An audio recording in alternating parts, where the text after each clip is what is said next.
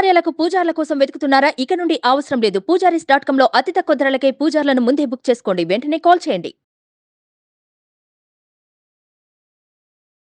నమస్తే, welcome to Suman TV. నేను మీ యామ్ని. ఈ 2024 సంవత్సరంలో అసలు ఈ 12 రాశుల వారికి ఏ విధంగా ఉంటుంది, ఈ విషయాల గురించి మనం తెలుసుకున్నాం. ప్రస్తుతం మనతో ఉన్నారు ప్రముఖ ఆధ్యాత్మికవేత్త, ప్రముఖ జ్యోతిష వాస్తు పండితులు, బ్రహ్మశ్రీ డాక్టర్ నాయకంటి మల్లికార్జున శర్మ గారు ఉన్నారు. వారితో మాట్లాడదాం. నమస్కారం గురు. నమస్కారం గురుగారు. ఇప్పుడు మనకి 2024 సంవత్సరంలో అసలు కర్కాటక రాశి వారికి అండి ఏ విధంగా ఉంటుందంటారు? తప్పకుండా అమ్మ. ఓం శ్రీ గురుభ్యో నమః. కర్కాటక రాశి వాళ్ళకి 2024లో గ్రహస్థితి అంతా కూడా మనం పరిశీలన చేసినట్లయితే, ఇక్కడ కర్కాటక రాశి వాళ్ళకి ఏప్రిల్ 30వ తారీఖు వరకు దశమ స్థానంలో గురువు యొక్క సంచారం, మే 1 నుంచి గురువు మేషరాశి నుంచి వృషభ రాశిలోకి మారటం వల్ల కర్కాటక రాశి వాళ్ళకి 11వ స్థానంలో గురువు యొక్క సంచారం వల్ల చాలా అనుకూలమైన ఫలితాలు జరిగే అవకాశం ఉంటుంది. అంటే 2024లో ఆర్థిక సంబంధించిన విషయాలు చాలా బాగుంటాయని చెప్పుకోవచ్చు. అంటే ఇక్కడ దశమ స్థానంలో గురువు ఉన్నాడు, లాభస్థానంలో గురువు ఉన్నాడు. అంటే 10వ స్థానంలో 11వ స్థానంలో గురువు యొక్క సంచారం వల్ల వాళ్ళకి ఫైనాన్షియల్ పరంగా అనుకూలమైన స్థితి వచ్చే అవకాశం ఎక్కువగా ఉంటుంది. అంటే ఇన్కమ్ గ్రోత్ అయ్యే అవకాశం ఉంటుంది. మనం ఏదైతే డబ్బు పరంగా వృత్తి వ్యాపార ఏదైతే రంగాల్లో ఉంటామో, అది చిన్న వ్యాపారులు ఉండొచ్చు, పెద్ద ఉద్యోగస్తులు ఉండొచ్చు, చిన్న ఉద్యోగస్తులు కూడా ఉండొచ్చు. వాళ్ళందరికీ కూడా చాలా అనుకూలమైన ఫలితాలు జరిగే అవకాశం ఉంటుంది. అది ఎప్పటి నుంచి? మే 1వ తారీఖు నుంచి మేషం నుంచి వృషభంలోకి గురువు యొక్క సంచారం వల్ల. అందువల్ల వాళ్ళకి ఏదైనా వ్యాపారం ప్రారంభం చేయొచ్చు, ఉద్యోగస్తులకు కూడా ప్రమోషన్లు రావటం, అలానే స్థానచలనం జరిగే అవకాశం కూడా ఎక్కువగా ఉంటుంది. అంటే అష్టమ స్థానంలో శని యొక్క సంచారం వల్ల వాళ్ళ కర్కాటక రాశి వాళ్ళకి స్థానచలనం జరుగుతుంది. కానీ అక్కడ స్థానచలనం జరిగిన తర్వాత అక్కడ వాతావరణానికి వాళ్ళు ఉండలేకపోతారు. మళ్ళీ రిపీట్గా మళ్ళీ వెనక్కి వెళ్దాం, ఆ స్థలంలోనే ఉందామనే ఒక ఆలోచన కలుగుతుంటుంది. అది కొన్ని రోజులు మాత్రమే ఉంటుంది. కానీ ఉద్యోగస్తులకి చాలా అనుకూలంగా ఫలితాలు జరిగే అవకాశం ఎక్కువ ఉంటుంది.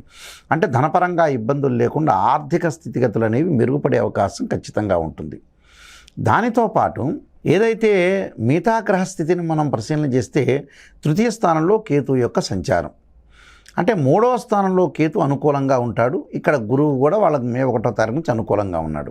కేతువు వల్ల ఆధ్యాత్మిక పరిజ్ఞానం పెంచటం, వృత్తిపరంగా వాళ్ళు కాన్సన్ట్రేషన్ చేయటం, వృత్తిలో దైవత్వాన్ని చూపించటం, అలానే నిష్ణాతులైన వ్యక్తులతోటి కలయిక, అలానే ప్రముఖమైన వ్యక్తులతోటి కలయిక వల్ల కూడా కొన్ని లాభాలు కలిగే అవకాశం బాగా ఎక్కువగా ఉంటుంది. సోదరుల మధ్యలో సఖ్యతగా ఉండటం, అలానే అన్నదమ్ములు యొక్క కోర్టు సమస్యలన్నీ కూడా వాళ్ళకి పరిష్కారాలు కావటం, దానితో పాటు వివాహం కాని స్త్రీ పురుషులు ఎవరైతే ఉంటారో వాళ్ళందరికీ కూడా మంచి సంబంధాలు వచ్చే అవకాశం ఒకటి ఉంటుంది. అలానే దానితో పాటు గతంలో ఎవరైతే అమ్మాయి అబ్బాయి ప్రేమించుకున్న వ్యక్తులు ఉంటారో వాళ్ళు ఎట్టి పరిస్థితుల్లో కూడా కొన్ని రోజులు ఆగుతారు. అంటే తల్లిదండ్రుల యొక్క అభిప్రాయాన్ని తీసుకుని మనం ముందుకు వెళ్దామనుకునే వ్యక్తులు ఎవరైతే ఉంటారో తల్లిదండ్రుల యొక్క అభిప్రాయాలు అనేవి వీళ్ళ వైపు వచ్చి వివాహాలకి ముందుకు వెళ్ళే అవకాశాలు ఎక్కువ ఉంటాయి. అంటే తల్లిదండ్రులు ఒప్పుకుంటారని అర్థం.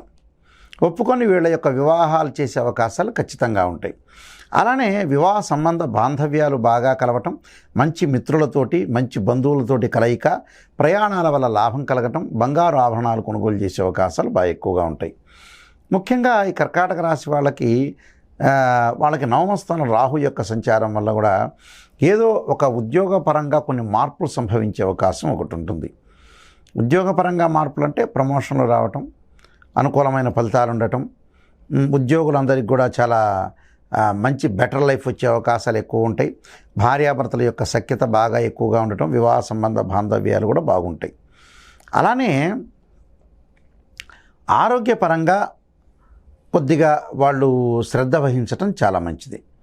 ఎందుకంటే అష్టమ స్థానంలో శని ఉన్న వాళ్ళు చాలామంది కూడా ఏం ఆలోచన చేస్తారంటే, అమ్మో గురువుగారు నాయకంటి గారు శని ఉన్నారండి, మా గోచారీత్యా ఏం చేయాలో అర్థం కావట్లేదు అనేవాళ్ళు కూడా చాలామంది ఉన్నారు. నిజంగా అయితే మనకు శాస్త్ర ప్రకారంగా బర్త్ చార్ట్ అనేది మెయిన్ ఇంపార్టెంట్. ఇవన్నీ కూడా గోచారీత్యా చెప్పబడ్డ ఫలితాలు.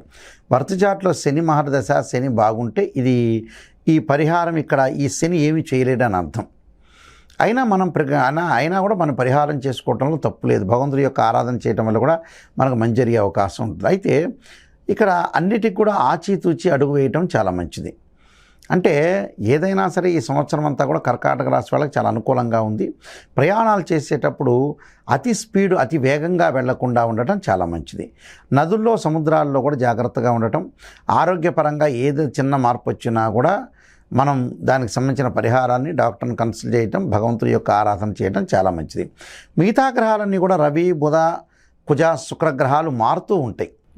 అంటే ఒక నెల రోజుల పాటు ఆ గ్రహం ఒక రాశి నుంచి మరొక రాశి మారుతూ ఉంటాయి. నిజం చెప్పాలంటే కుజుడు 45 రోజుల పాటు, చంద్రుడు 2.5 రోజుల పాటు ఒక రాశి నుంచి మరొక రాశికి మారుతాడు. అవన్నీ కూడా గ్రహాలన్నీ కూడా పరిశీలన చేస్తే కర్కాటక రాశి వాళ్ళకి 2024లో చాలా అనుకూలమైన ఫలితాలు అనేవి ఉంటాయి.